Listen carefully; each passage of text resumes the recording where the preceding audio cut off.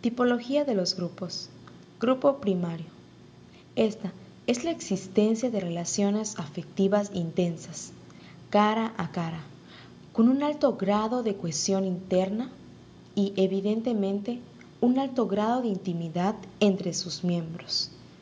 Ejemplos de ello son las parejas, las familias, entre otros, donde el carácter afectivo tiene una gran importancia.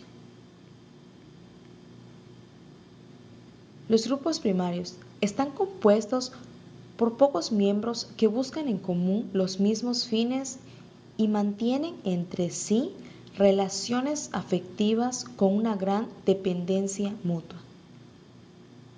Los grupos secundarios. Estas son las relaciones interpersonales, las cuales se basan en criterios institucionales, que suelen ser independientes de las personas. En este tipo de grupo son las posiciones que ocupan las personas lo que importa y no tanto las personas mismas.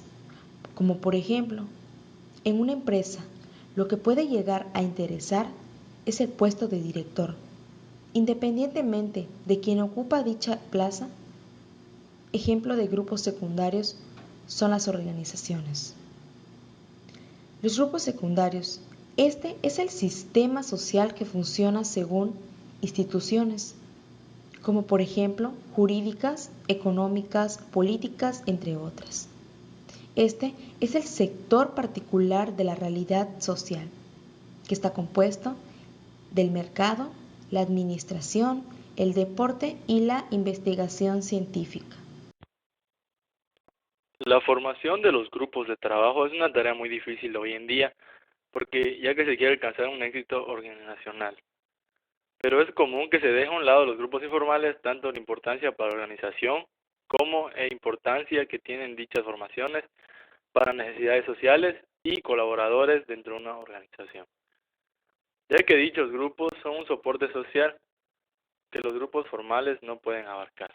Por lo tanto, es de gran importancia la existencia de los grupos formales, ya que dirigen a la organización con éxito. Pero en contraparte, el completo de los grupos informales satisfacen las necesidades sociales de los individuos, o sea, nuestras necesidades. Los grupos formales nos referimos a los que definen la estructura de la organización, con asignaciones determinadas de trabajo que fijan tareas. En los grupos formales, el comportamiento de los individuos está estipulado y dirigido hacia las metas de la organización, las que cada quien tiene. En cambio, los grupos informales son alianzas que no tienen una estructura formal ni están definidos por la organización. A estos grupos son formaciones naturales del entorno laboral que surgen en respuesta a la necesidad de contacto social. Como por ejemplo, de los grupos formales se puede decir una empresa en un trabajo, todo lo que hacemos, siempre tiene que haber un jefe y pues todos tienen una meta para alcanzar con él. Y los grupos informales se puede decir que son como las personas que conocemos al día a día, ya sea en un grupo de música, en un deporte, jugando, conociendo ya sea a través de internet, videojuegos, cosas así, y tienen nuestras mismas necesidades y pues llegamos a un acuerdo digno y tenemos unas metas muy similares y esto sería todo. Y pues con unas imágenes que pueden ver lo que día a día, lo que son los grupos formales e informales, ya sea en nuestra escuela o en el trabajo. Gracias. Para poder entender bien lo que es una dinámica de grupo, debemos entender bien y tener conceptualizada la idea de grupo. Podemos entender que grupo es una pluralidad de individuos que se relacionan entre sí, con un cierto grado de interdependencia, que dirigen su esfuerzo a la consecución de un objetivo común, con la convicción de que juntos pueden alcanzar este objetivo mejor que en forma individual. Por otro lado, dinámica de grupo son las actividades que podemos llevar a cabo con un grupo de niños, jóvenes, mayores o cualquier colectivo con características comunes. Con ellas podemos inculcar valores en los integrantes del grupo, conseguir objetivos sociales o simplemente pasar un rato agradable y divertido.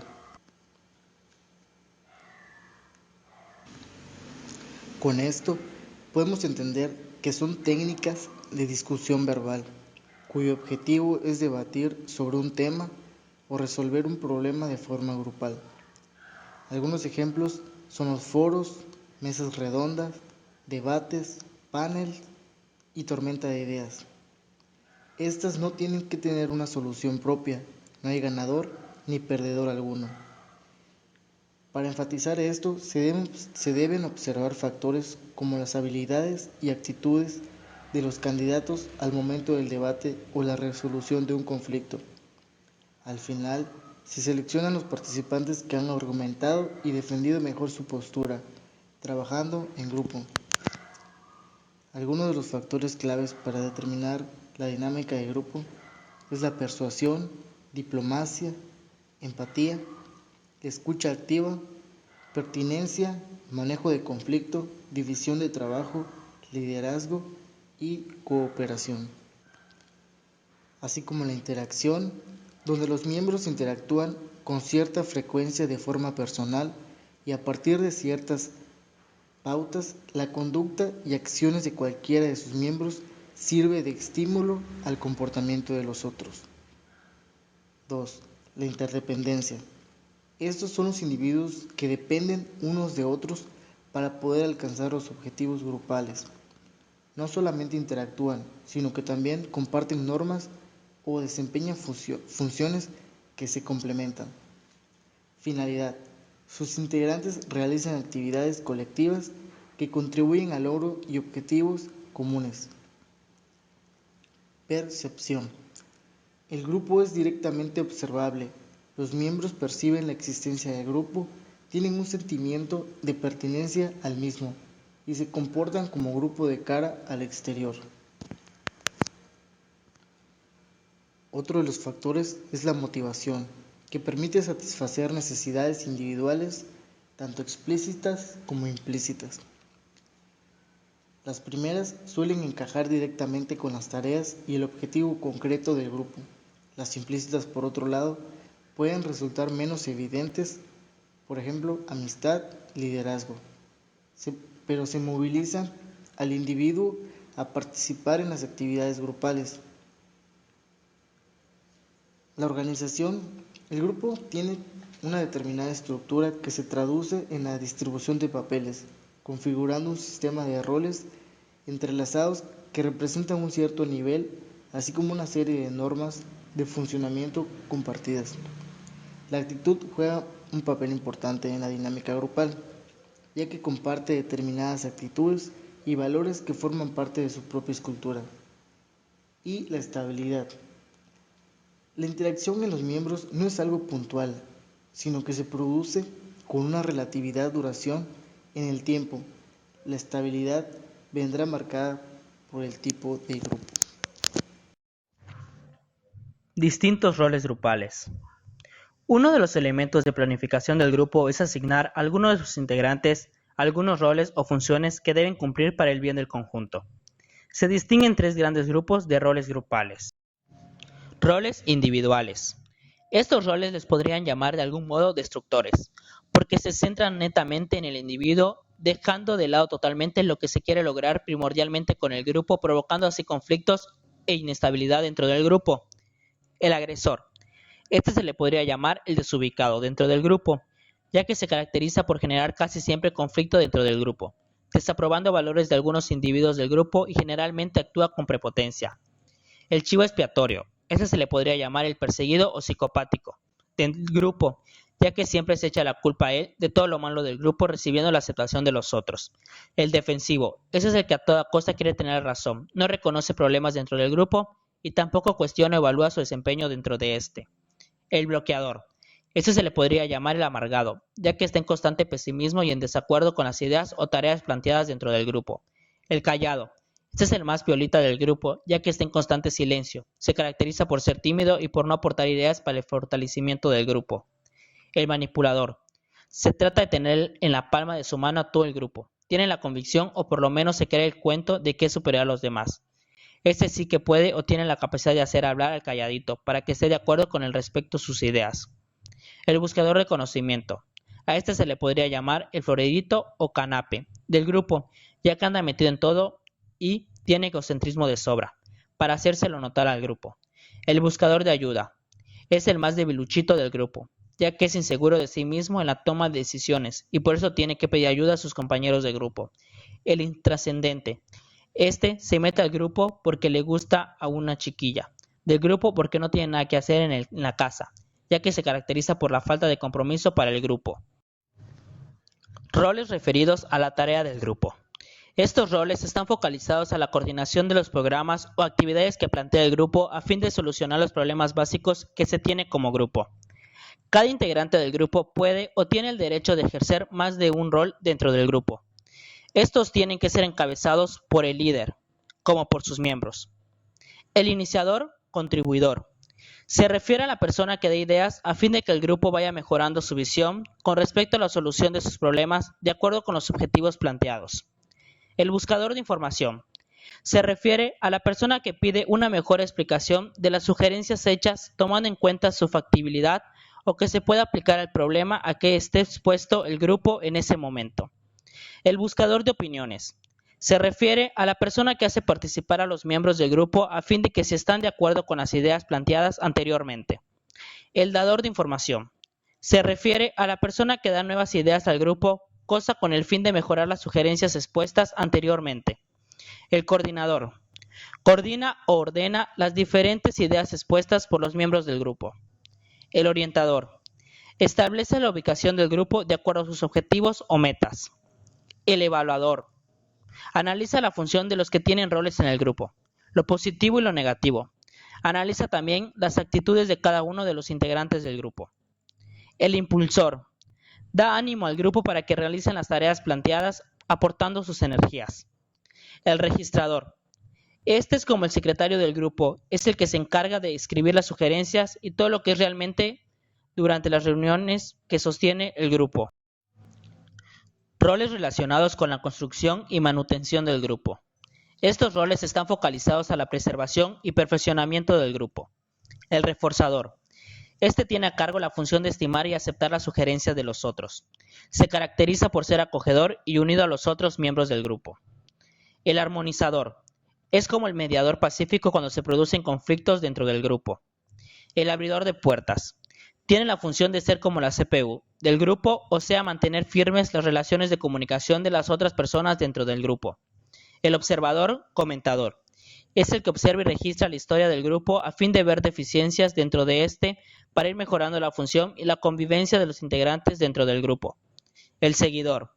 Es el que analiza de algún modo el proceso del grupo. Acoge las ideas de los demás y sirve como referencia en las tomas de decisiones del grupo. Autoridad, poder y conflicto. La autoridad es una fuerza para lograr resultados deseados, pero solo como lo indica la jerarquía formal y las relaciones de reporte. La autoridad se deposita en puestos organizacionales. La gente tiene autoridad por los puestos que ocupa, no por características o recursos personales. Los subordinados aceptan la autoridad. Los subordinados se sujetan porque creen que quienes desempeñan el puesto tienen derecho legítimo a ejercer la autoridad. La autoridad influye mucho hacia abajo por la jerarquía vertical. Existen a lo largo de la cadena formal de mando y los puestos de mayor jerarquía reciben más autoridad formal que las posiciones de abajo. El poder es la capacidad que tiene una persona o grupo de lograr que se haga lo que ella quiera, aun cuando enfrente cierta resistencia por parte de otra persona, grupo u organización. Es la probabilidad de que un actor social pueda lograr sus deseos pese a enfrentar cierto tipo de resistencia.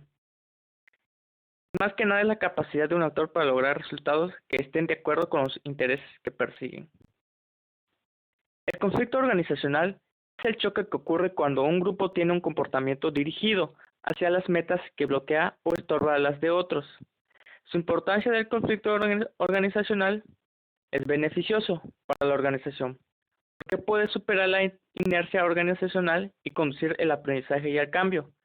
Cuando surge un conflicto dentro de una organización o entre esta y los elementos de su ambiente, la organización y sus gerentes deben volver a evaluar su punto de vista del mundo. Hola, ¿qué tal? Les habla Pepe y hoy les vengo a hablar sobre las redes sociales y la comunicación social. Los humanos siempre se han relacionado por grupos, familiares, laborales, sentimentales, entre otros. En una red social los individuos están interconectados, interactúan y pueden tener más de un tipo de relación entre ellos. En la actualidad, el análisis de las redes sociales se ha convertido en un método de estudio en ciencias como la antropología o la sociología. Internet y las nuevas tecnologías favorecen el desarrollo y ampliación de las redes sociales. Las redes sociales en Internet son aplicaciones web que favorecen el contacto entre individuos. Estas personas pueden conocerse previamente o hacerlo a través de la red. Contactar a través de la red puede llevar a un conocimiento directo o incluso la formación de nuevas parejas. Las redes sociales en Internet se basan en los vínculos que hay entre sus usuarios. Existen varios tipos de redes sociales. La primera son las redes sociales genéricas. Son las más numerosas y conocidas. Las más extendidas en España son Facebook, Twenty, Google, Twitter o MySpace. La número 2 son las redes sociales profesionales. Sus miembros están relacionados laboralmente. Pueden servir para conectarse con compañeros o para la búsqueda de trabajo. Las más conocidas son LinkedIn, Xing y Viadeo. La 3 y la última son las redes sociales verticales o temáticas. Estas están basadas en un tema concreto. Pueden relacionar personas con el mismo hobby, la misma actividad o el mismo rol. La más famosa es Flickr. Bien, para terminar, les hablaré sobre la comunicación social, que es aquella área de estudios que investiga cuestiones como la comunicación, la información, la expresión, el rol de los medios de comunicación masiva y las industrias culturales. La comunicación es aquella relación que se establece entre un emisor, que es el individuo que emite el mensaje, y un receptor, que será aquel encargado de decodificar, de recibir el mensaje. Ambos comparten un código en común y a través de él es que se comunican, como por ejemplo radiofusoras, televisoras y programas de internet en línea. Entre otros, la comunicación social es una herramienta fundamental y esencial a la hora de construir la opinión pública. La comunicación bien realizada permite abrir puentes de diálogos entre los distintos actores sociales. Entonces, teniendo en cuenta que la comunicación es decisiva para el desarrollo humano. Bueno, eso fue todo por mi parte y volvemos al estudio. Gracias. En conclusión, los grupos estructurados generalmente se componen por grupos de personas apegados a normas, reglamentos, valores y demás. Desde mi punto de vista personal, es un grupo dirigido. Por ejemplo, los tripulantes de un barco, el maestro de una escuela, los socios de una televisora, los sindicatos. Por otro lado, los grupos no estructurados serían los que se reúnen de forma casual o para observar algún acontecimiento climatológico, por ejemplo, un eclipse solar, un accidente, una obra de teatro, un show de payasos. Los grupos y las organizaciones varían en cuanto a la transitividad de la jerarquía de los estatus. En algunos grupos y organizaciones existe un cierto nivel de concentración de estatus y del poderío en las partes más excelsas, es decir, que el control se halla en manos de una pequeña élite. En otros grupos y organizaciones, el estatus y el poderío se hayan repartido entre todos los miembros. El grupo, pues, es una organización defensiva y a veces ofensiva respecto a otro grupo. Fuera del grupo nos sentimos desamparados, y este sentimiento es tanto mayor cuando menor es nuestra capacidad de autodeterminación.